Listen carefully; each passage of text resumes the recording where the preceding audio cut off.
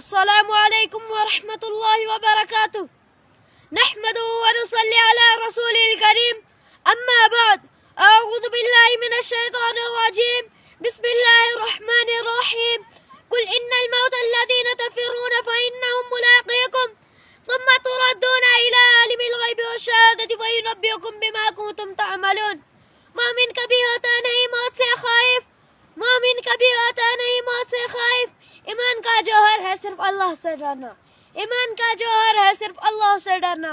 عمل سے زندگی پر غافلوں کا فخر کرنا ہے، عمل سے زندگی پر غافلوں کا فخر کرنا ہے۔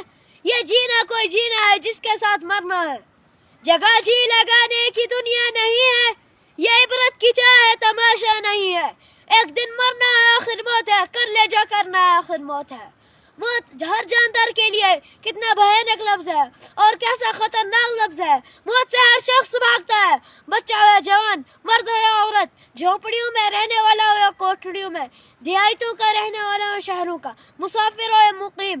موت کے اس طلب غوٹ کو کوئی پینا گوارا نہیں کر سکتا، موت کی آواز کوئی سننا نہیں چاہتا۔ اس کے باوجود موت ہر ایک کے پاس آتی ہے، کبھی تو ماں کی گود میں آتی ہے، ماں کی آرزو کو خاک میں ملا دیتی ہے، کبھی تو بڑھاپے میں آتی ہے، غرض موت ہر ایک کو آتی ہے۔